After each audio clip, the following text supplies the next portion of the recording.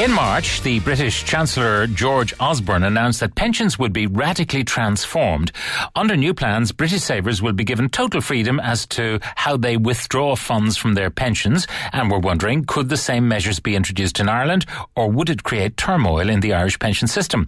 Well, to find out more, I'm joined in studio by Samantha McConnell, Chief Investment Officer at IFG Ireland. Samantha, good morning. Good morning, Pat. Now, we have two different landscapes in Britain and in Ireland, but let's talk first of all about what George Osborne did. What did he do? Effectively, what he did was basically eliminated the need to buy a pension at the point of retirement for anybody within a defined contribution pension scheme. And to put that into context, there's about 10 million people within Britain that have a pension. About two-thirds of those, or 7 million, are in what's known as a defined benefit, i.e. they get a promise of a certain amount of income at the point of retirement. These new proposals don't apply to them. Why would they? I mean, aren't you Absolutely. better off just taking the benefits that have been promised, because you may not have paid up enough to cover them? Absolutely, and that's the key thing. I think as anybody who is in a defined contribution scheme knows, you effectively are responsible for funding your own pension. You don't only have get you only get out what is put in. Correct. Either by yourself or your employer by joint agreement. Correct. And I think that's the big thing. So the fund is based on the amounts that you put in, and effectively his proposal said you can take all of that money now in cash, either taxable cash or tax-free cash, up to 25% of your fund, and it eliminated the need to buy what's known as a pension at the retirement. All right, now let's go back to the annuity days. Yeah. And in Britain, they were up to just a few days ago. In Ireland, Charlie McCreevy changed it a little bit. We'll talk about the Irish situation in a moment. But the idea was you bought an annuity, and if you were unlucky enough to pass away in the next year by accident or by illness or whatever, all your money went down the swanny. Effectively, most annuities, when they're bought, will guarantee you an income for a minimum period of time. So for most people, you'll get a minimum income for 5 years. So if you kick the bucket within 1 year of retirement, it will last for 5 years. The problem, though, is that given that interest rates are so low, the cost of buying that pension is astronomical. So to give you a very quick example, if you're looking to buy a pension of, say, €20,000, which is roughly about half of the average industrial wage, that would cost you in or around €800,000. Now, that for most Just give us that again. Yeah. So to get half the average industrial wage of €20,000, you would have to have a fund worth €800,000. Now, for most people, that's absolutely not possible.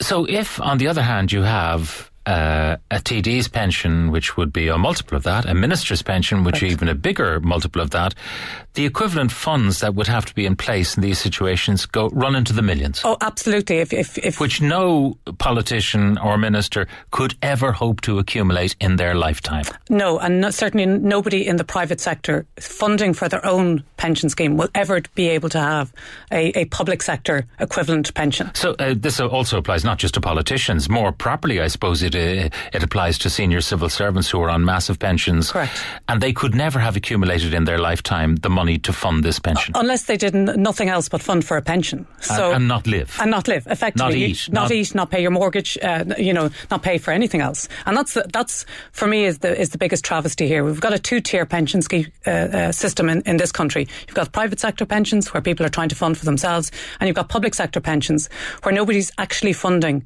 to pay for the benefits at all. It's paid out of current account, Correct. isn't it? Yeah. All public sector pensions. Now, there are semi-state pensions which are different. In some cases, they are funded. Yeah. If you go back, though, Pat, you might remember back at the beginning of this crisis, the government raided the funded pension schemes of the universities and took that money in as current revenue and put all the universities, which had built up some nice funds, on a pay-as-you-go system. So almost all... Who did that? Which minister did that? Oh, gosh. Was it the current government or the previous government? From memory. I mean, that is a scandal. It is. That they should do such a thing. But effectively, it's no bigger a scandal than, for example, the government raiding private pension schemes with the levy. So effectively... Well, I mean, we've described that before on this programme as theft. It is a theft, yeah, absolutely, and I would completely agree with you. And I think that the problem here is that, unlike most other thefts that have gone on where you've had people demonstrating, because it's seen as, I've described it as a sneaky tax, because it's taken off people's pension schemes. People are generally apathetic about pensions until they get close to retirement, and taking 0.6 or 0.75%, which it is this year, doesn't seem like a huge amount of money to people. But we've calculated that just if the levy only lasts for the period of time that is expected to last, i.e. to the end of 2015, and if you take somebody on an average income and an average pension scheme, it will cost them in pension terms about €1,000 per annum. In terms of their of what they will pension. get to spend themselves in when retirement. they retire. Correct. So it's not trivial, even though it is characterised as such by the politicians. Absolutely, but it will raise for a trivial tax. It's going to raise for the government $2.2 billion over 4 years. That's not a trivial amount of money. But it's done by stealth. And of course, Absolutely. people who haven't bothered to save for their pensions, they don't care. No, they don't get hit. Yeah, so there's no popular revolution about this. No, and the big issue that the government has is that the state pension of 230 odd euros a week, again, is currently unfunded. If it was to currently fund for the state pensions currently in existence, your PRSI rates, which are currently at 14.75%, between what you pay as an individual and what your employer pay, would have to double. And that's just to fund for the state pensions currently in existence. And as we all know, we're in a rapidly ageing population, and the amount of people who are aged over 65 is going to double over the next 20 years. So this is the pensions time bomb. Correct. Now, going back to what George Osborne did then in Britain, he said to people, now, let's talk about people who are in an employment and there's a company pension scheme. Suppose you work for British Telecom and you're going to be a lifer there. It doesn't apply to those. No, it doesn't. It really applies to most newer companies who would have set up a defined contribution scheme. And these would be portable. I mean, that's the whole idea. Oh, yeah. Well, that's the great thing about defined contribution, particularly in this country, where we've know what's known as debt in the employer. So we've seen the examples of that in the Waterford Crystal case, where the company closes down, the pension scheme is insolvent, and the current members lose everything. Or lose 80% of their benefits. So the big advantage of DC is once the money goes in, it's yours and nobody can touch it, except for the government with the levy. But ostensibly it's ring fenced in the event that the company goes bust. Now, in terms of its management, though, you'll have a pension manager who may invest unwisely and can decimate your cash. Yeah, absolutely, and that's where you need to make sure, and that's where the responsibilities of the trustees come in. They need to make sure that the money is correctly invested. You want to make sure that in the event that the investment manager or even the custodian who actually looks after the underlying securities goes bust, that the assets still sit there. And effectively there are ways of doing that. Now, in Britain, suppose you've accumulated, say, 500,000 sterling in your pension fund and it comes to retirement age. When is George saying you can take it out? And do you have to leave any of it there? Under the current proposals, which are for discussion at the moment, you don't have to leave any of it there. You could effectively take it all down. And he described, Steve Webb, who's the pensions minister in the UK, effectively described it as, you could spend all the money on Lamborghini and caviar. As far as he was concerned, it was your responsibility. What kind of tax do they have to pay when they liquidate the pension fund? Okay, so you can take up to 25% of the fund tax-free. And after that, depending on the amount you draw down, you can either pay 20% of tax up to 45% of tax on the amount that you draw down, depending on the timing. I mean, can you keep on drawing it at a rate that will only attract 20%? Absolutely. And effectively, if you look at the proposals that are out there, the original fear was that people would blow the money, spend it on current assets, or indeed spend it on property, creating yet another property bubble in the UK. I think now that the dust has settled, people feel that most people will try and minimise their tax. Okay, so the idea would be if you've got this 500,000 in your fund, you take out 125 tax-free. Yes. A quarter of the amount. You're left with 375, and then you can start taking income on the drip and paying 20% tax as you take it on the drip. Or you may not even have to pay any tax depending on the level of income that you have. So, for example, you could decide to take it down at a level that just hits your tax credits and effectively keep it on the drip. The other thing you can do, which they have in the UK, which we don't have here, is use what's known as an ISA, which is a tax-efficient savings product, very similar to the old SSIA product. And effectively using that and other tax-efficient means of saving, you can effectively get away without paying very much tax. So people who are approaching pension age are thinking, this is great, I now have control over my destiny instead of having to buy an annuity. What about people who just missed the boat by a year? Can they...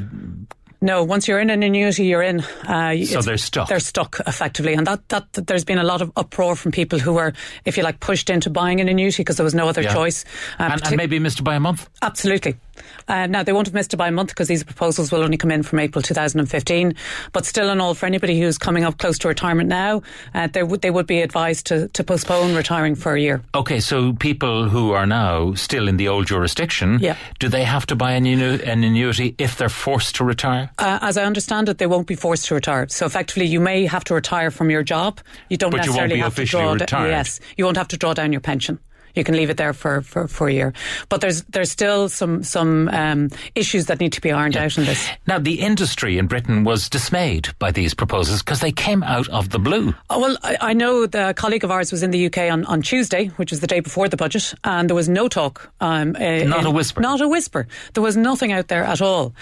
He was back on Thursday, and the Shadow Minister for Pensions was busy in the audience scribbling down notes from the industry as to what this all meant, because it literally came out of the blue. Yeah. Now, the cynic in me says that the reason that the government has done this is that effectively, if people take all their money as taxable cash, they get an immediate hike in tax revenue. Yeah. And some initial estimates says although, as you point out, you can handle it very wisely and pay no tax at all. You could. But certainly people would suggest that a lot of people, particularly with smaller amounts of money, may decide it's too much hassle to set up a drawdown product or the equivalent of the However, I mean, fund. I think it would be probably generally agreed, and Charlie McCreevy made the point here that it was a scandal that people could buy an annuity and lose all their money relatively quickly. Absolutely. So that is a good change. But it impacted on the insurance companies in Britain. It did, but they have bounced back. So the four biggest players in the annuity market saw their share prices drop off quite radically on the day that it was announced. But effectively, go back to what I said at the beginning, 10 million people with a pension scheme in the UK, 7 million of those are in defined benefit schemes, which are completely untouched by this legislation. So it's only 3 million people in total. Correct. So when you look at the size of their pots relative to what's in defined benefit schemes, it's actually much smaller. So what you saw was an immediate sell-off. For example, one of the larger insurers, only 10% of their annuity income or annuity book was related to the defined contribution market. One of the other impacts in Britain would be that people will start to save for a pension because it's quite attractive, down the road, although a future government could presumably reverse out of this change. Yeah, but I think also in the UK they have what's known as auto-enrolment, so they're forced to save anyway. Yeah. Unlike here, where coverage for pension schemes is less than 50%, particularly if you strip out public sector pensions, it's down at around 40%. So only 4 in 10 people in Ireland are actually saving for a pension in a private capacity. In the UK, that percentage was roughly the same before the government brought in auto-enrolment. Now they've brought that in, that percentage is expected to go up to around about 85 to 90%. Right, because it's quite attractive. It's your own money. It's your own money. When it comes out, 25% is tax-free. Correct. And then you can like buy that boarding house in Brighton if that's what you want to do in retirement. Correct. Exactly. All right, now bring us back to what goes on in Ireland. I mean, Charlie McCreevy, when he was Minister for Finance, he's been criticised for back-of-the-envelope budgets and everything. But this was quite a radical thing he did, and it was well thought out that instead of having to buy an annuity, you could set up an approved retirement fund or an ARF. Yes. And I think ultimately when it was brought in first, it really was for people who were self-employed. The big change to that came to about 2.5 years ago now, when it was opened up to anybody in defined contribution. So effectively now there's no requirement to buy an annuity. You can take up to 200,000 tax-free and up to 500,000 or 300,000 at your marginal rate of tax. And then you can put the rest of it into what's known as an approved retirement fund. I think the big issue though for pensions in Ireland is people are not saving enough. The average savings rate in defined contribution is in or around 6%.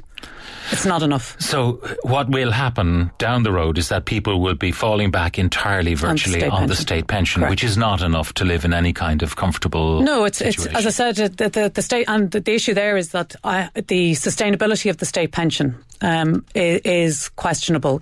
I know it is a mainstay of the government that they want to maintain the state pension at its current rates, but I don't see how they can do that without significantly increasing PRSI rates, which I think, given everything else that's going on, would certainly. I mean, we have the USC, which is in effect another sort of social charge. Oh, absolutely. A temporary tax. I've yet to see a temporary tax that has been reversed. And ultimately, the government has also committed to setting up their form of auto-enrolment. They have a name for it, which is My Saver. But it's not yet clear how that will come about. Some initial thoughts is that instead of the USC coming down, they would take 1% or 2% from that, collected by the revenue, which is, as we know, is a very efficient collecting agent, and then route the money through the National Treasury Management Agency. Now, one of the issues I have with that is the NTMA looked after the National Pension Reserve Fund. That fund started with 19.9 billion. 13 billion of that, roughly, went to bail out our banks. The remainder of the fund has now been restructured as the Ireland Structural Fund. So we now have no longer got a National Pension Reserve Fund.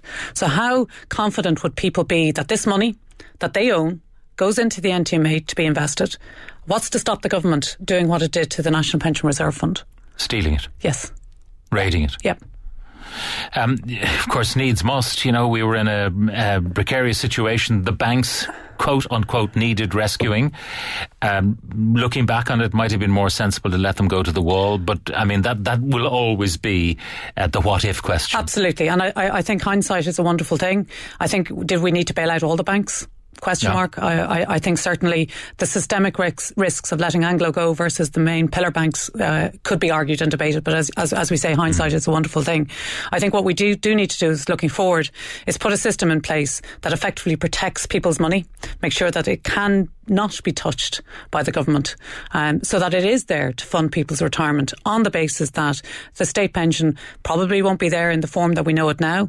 Most likely, if you look at what has happened in other jurisdictions, it would probably be means tested. And effectively, they can't bring in means testing, because if I knew the state pension was going to be means tested, I'd stop saving for my pension. Yeah. You can only bring in means testing if you've got some form of compulsory saving. All right. So, looking back to George Osborne and looking to what a canny minister might do here to get people to save. I mean, on the one hand, we know that the savings are at a high in the banks because people have not been spending. They're too terrified of what the future would hold. So they are saving it, but not in pension form. It's just deposits. Yeah, absolutely. I think the big issue with pensions is you're putting your money away for 40 years. That's highly unattractive as a form of savings. And you've no real access to it. Now, in addition to the other changes we've discussed, the government last year brought in this ability to take up to 30% of your additional voluntary contributions in a one-off drawdown. The issue there is that most people don't have any additional voluntary contributions, and probably the people who need it most, which are those in the 35 to 45-year-old age bracket. There's not enough in that to make it worth your while. So something needs to be done around that allows you to access that form of savings, potentially as a deposit for a house, or as you could use it to pay off some of your longer term debt. I think that the issue though for the government is they don't particularly want people to save in a tax efficient manner, because it means we're not paying tax on that income. But they do need to recognise that there is a longer term payoff here, in that you will have people who are better off in retirement. But pensions is a long term game. I think it's very difficult to expect any government to have a long-term view on anything, given that their focus is on the next election cycle. And that's why, certainly people within the industry would look for pensions to be taken out of the political arena. Some of the comments coming in: university schemes were in deficit. Alternative to what the government did was to fund to plug the deficits, which would have required hard cash immediately. That's from Paul. No, the deficits can be funded over a period of a maximum of 10 years. So you didn't need any upfront cash. You can plug the deficits, which is very similar to what private sector schemes are doing. The big issue that we had was the government took all of that money and put it into their current account. They didn't put it in and take it in over time. They put it all in the 1 year. Another one: the pensions woman is being economical with the truth. Most public servants will not receive the state old age pension, and they pay 6.5% superannuation plus 8% pension levy for their public service pension. The best value pension is the state old age pension, when one considers the relatively small PRSI contributions compared to the benefits, and all private sector people are entitled to it, including the self-employed. That's from John in Ballyfermot. Yeah, you only get the contributory state pension if you've got enough stamps made up, and the way that the system works at the moment is quite convoluted and difficult, and therefore it's quite difficult for people to make sure that they have enough stamps to actually get that. If you don't have enough stamps, you are eligible to apply for the other state pension, the non-contributory one, but it is means tested. And therefore, you as an individual may not be entitled to it depending on what else is going on. So you're saying that the public service pensioner who's getting a good pension wouldn't be entitled to the non-contributory pension? That I don't know.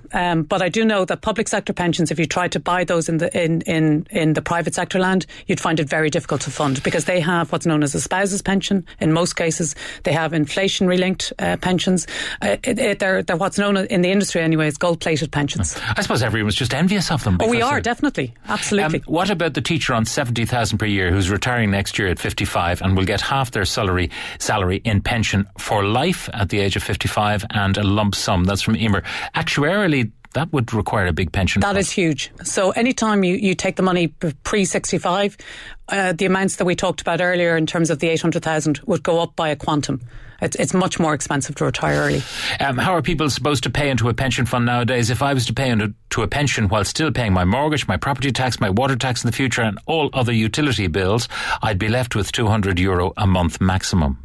I think that's the big issue for everybody, which is this issue of affordability. And that's why I'm saying that effectively we need to see the universal social charge come down, or at least stay static, and use part of that to fund this auto-enrolment pension scheme. Because for a lot of people, affordability is the key issue.